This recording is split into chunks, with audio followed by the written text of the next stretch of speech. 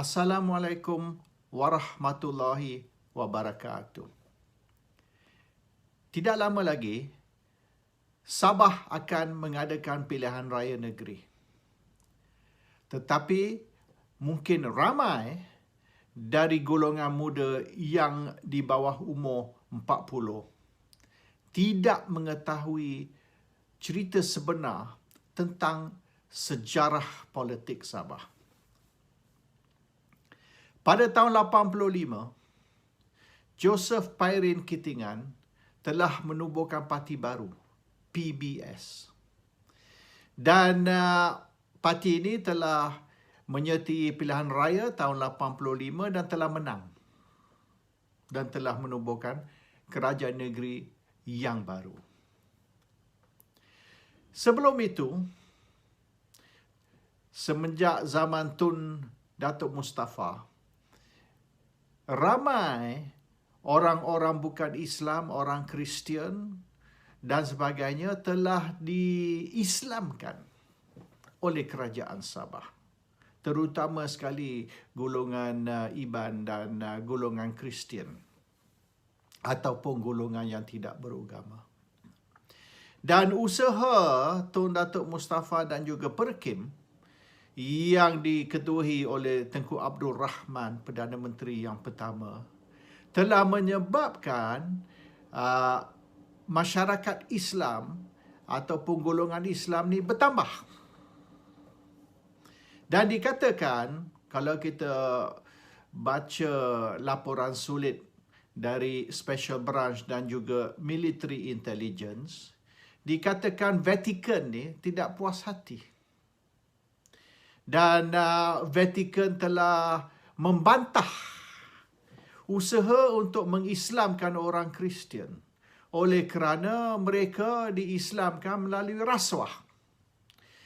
Orang bukan Islam yang memeluki agama Islam akan diberi tanah, akan diberi grant dan akan diberi trip ke Mekah untuk buat umrah ataupun haji percuma. Jadi usaha untuk yang dikatakan merasuah orang bukan Islam untuk memeluki agama Islam telah membuat Vatican ni tidak puas hati. Dan mereka cuba nak tukar kerajaan Sabah kepada kerajaan Kristian oleh kerana golongan bukan Islam lebih ramai dari Islam di Sabah. Jadi apabila Pairin Kittingan menubuhkan parti baru PBS, maka Vatican telah memberi bantuan kewangan melalui Filipina.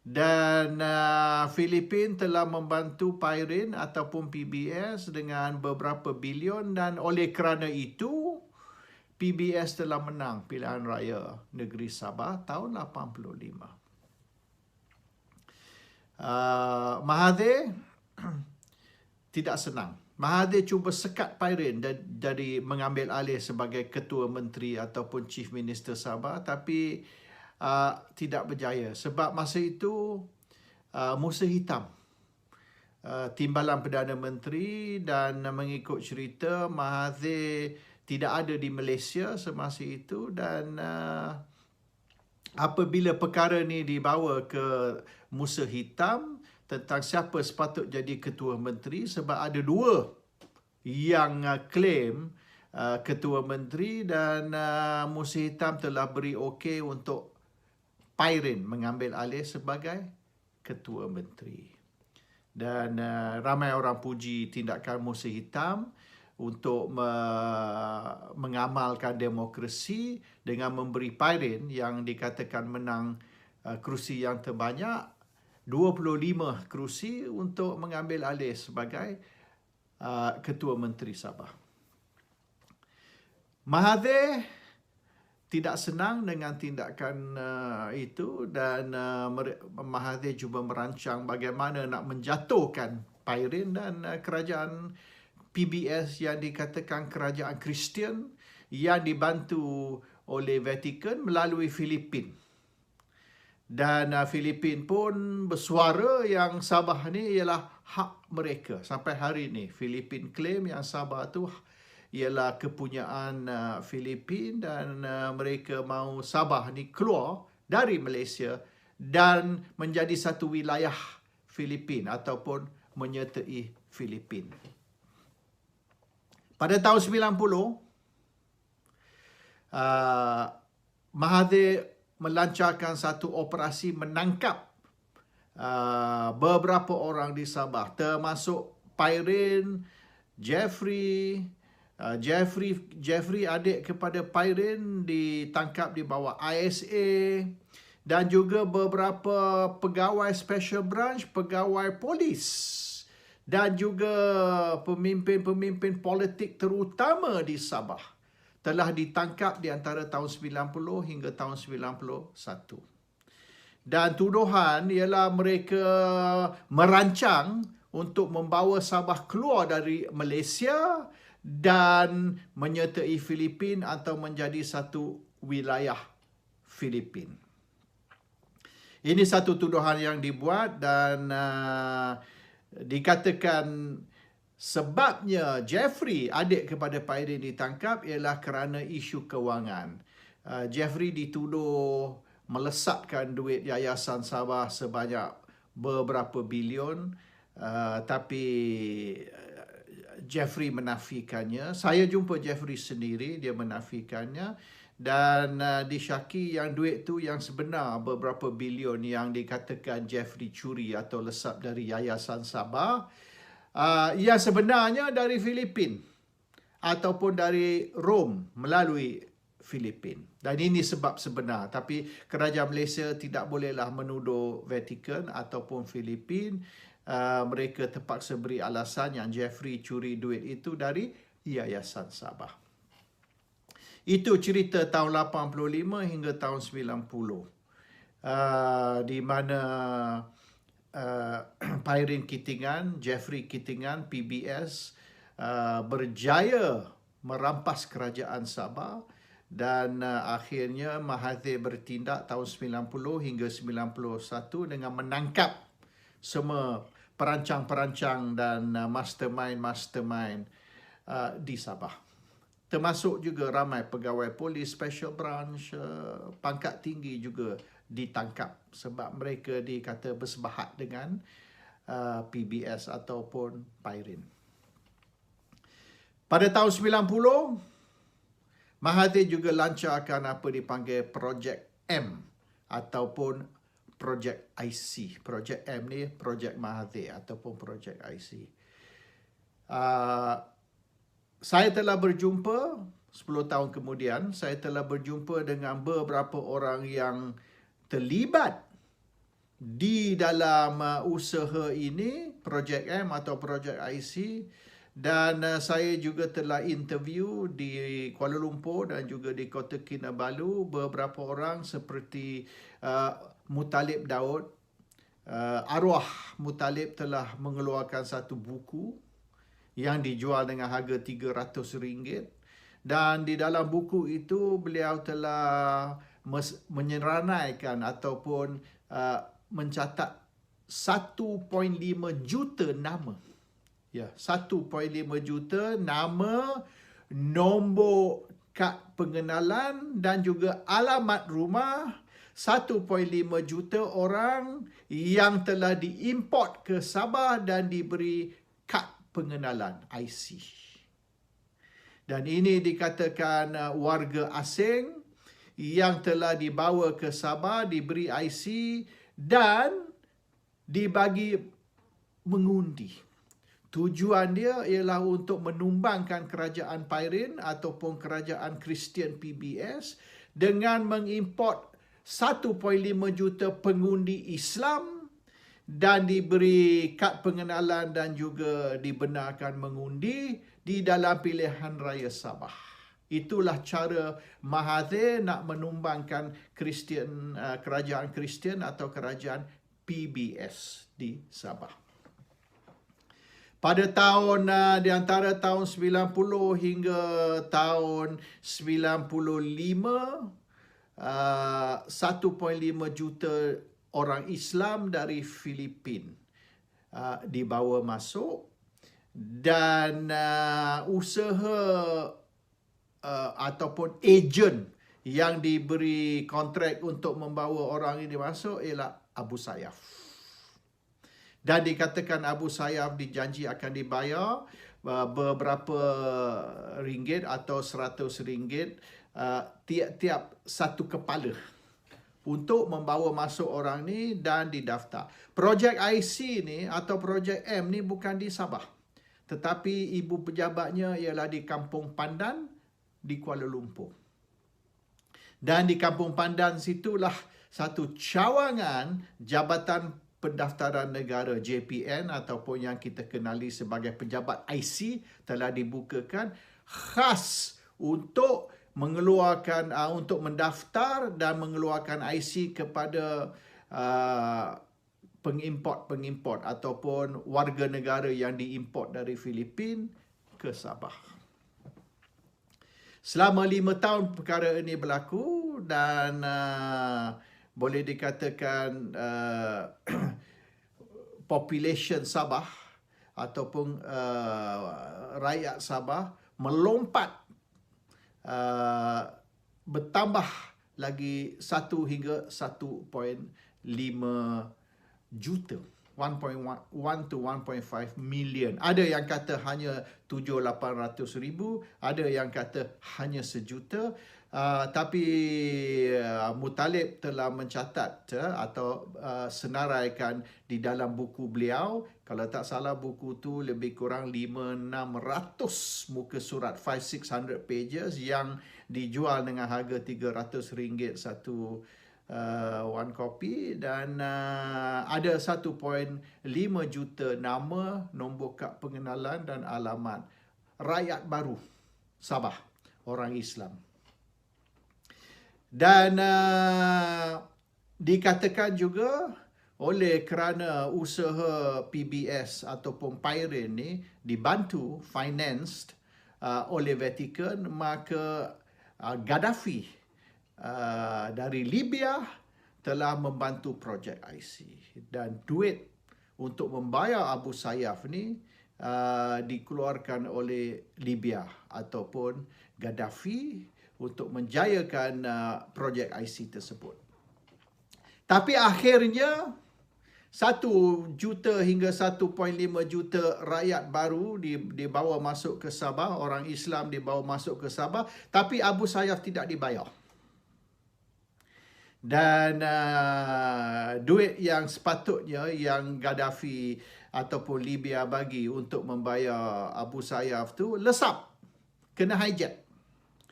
Duit tu keluar dari Libya, tapi tidak sampai di Kota Kinabalu. Dia sampai di Kuala Lumpur. From Kuala Lumpur to Kinabalu, the money disappeared. So Abu Sayyaf ni tidak puas hati lah. Semua kerja yang mereka buat beberapa tahun ni untuk supply pengundi-pengundi ke Sabah ni, mereka tidak terima bayaran. Jadi pada tahun 2000 mereka telah serang Pulau Sipadan dan telah kidnap beberapa orang pelancong dan juga pekerja-pekerja di hotel di Pulau Sipadan untuk ransom. Bermaknanya pay what you owe me, bayar apa yang engkau hutang. Jadi semasa itu Filipina pun sebab mereka dikidnap di Sipadan, dibawa balik ke Filipina, kerajaan Filipina telah dapat mengesan di mana mereka ada dan bincang dengan kerajaan Malaysia yang satu operasi tentera, military operation akan dilancarkan supaya kem Abu Sayyaf ni diserang dan hostage tersebut boleh dilepaskan. Tapi kerajaan Malaysia tidak setuju.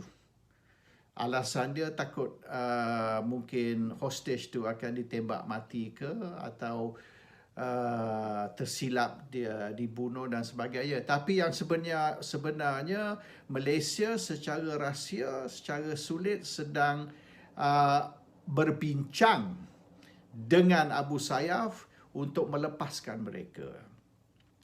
Dan orang yang ditugaskan untuk merunding dengan Abu Sayyaf bukanlah pihak militeri ataupun pihak special branch, tapi Aziz Samsudin yang semasa itu Menteri Pendidikan sahaja.